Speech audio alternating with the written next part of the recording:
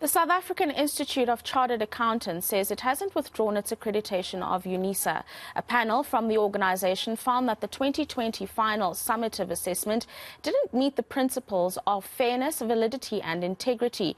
But it's assured students currently registered on Unisa's programs that their degrees are still authorised, although more work is needed.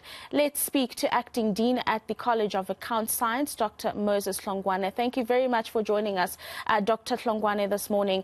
Maybe for those who haven't been abreast with the developments around this particular story, explain what some of the issues around the accounting at Unisa and SAICA is at the moment. Thank you very much. Good morning to you and good morning to the viewers.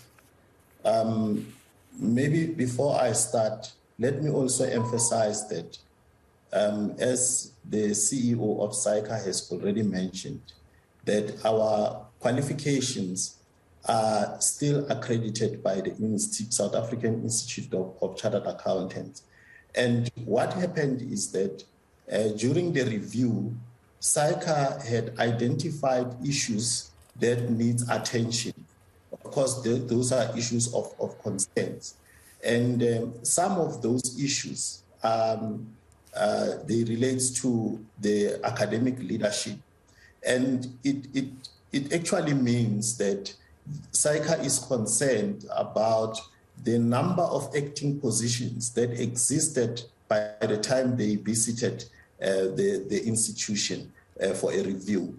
And of course, one other concerns that they raised is the conducting of online assessments, because they regarded these programs as the ones of high stage, as they are the ones preparing the candidates for the professional examination.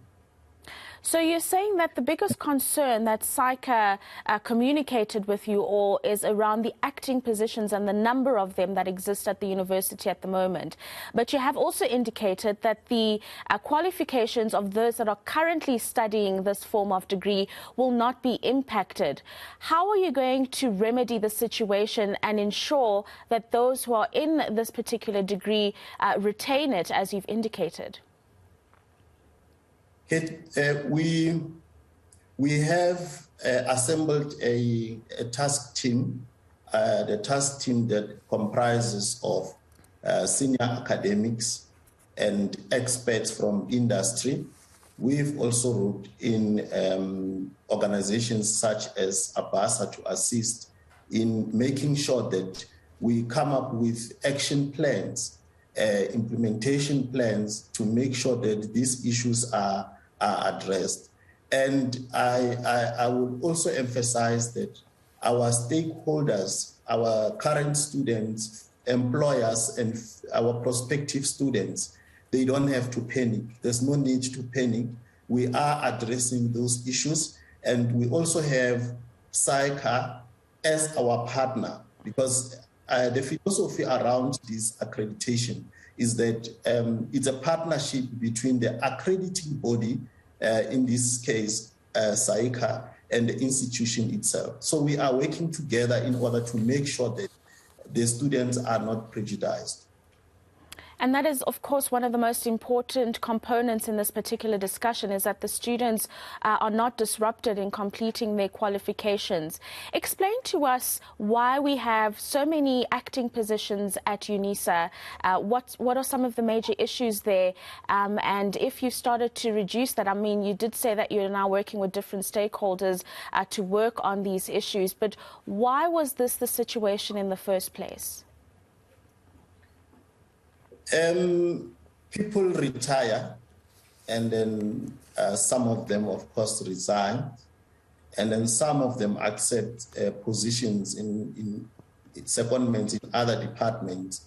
So therefore, obviously, it will dictate that you have to appoint people to act in the positions for the sake of continuity.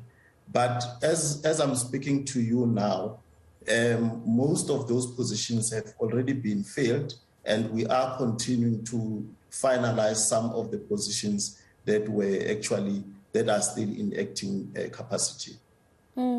Going forward, Dr. Hlongwane, you've mentioned that you're working with different stakeholders and other professionals to remedy the issue of the acting component, in that you're finding the right professionals to be accommodating and working with the students. But on some of the issues that were also highlighted by SAICA, going forward, how is it that you all as a university are going to work on those?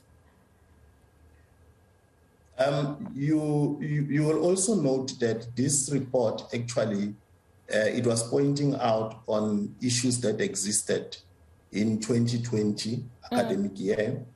And therefore, there has been some major developments since then. We have put in place some programs to make sure that we assist our students, we support our students, especially in terms of those that should be writing the initial test of competence for SAICA. We have put in place programs to make sure that we assist our students and support them so that they are ready for that professional exams.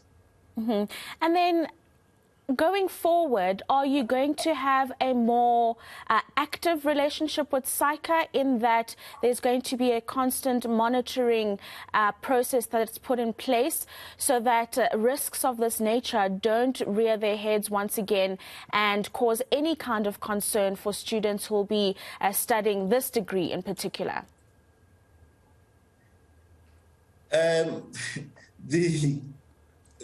The monitoring and the accreditation process is not a once-off event, and it is continuous. And therefore, hence I said it is a partnership between the institution and the body itself. So therefore, our partnership with SAICA has been a continuous one, and it is indeed a continuous one. And other thing to note, it's not only Unisa that is being subjected to review. This is a routine, it's a routine activity that SAICA does in all institutions that are accredited by SAICA.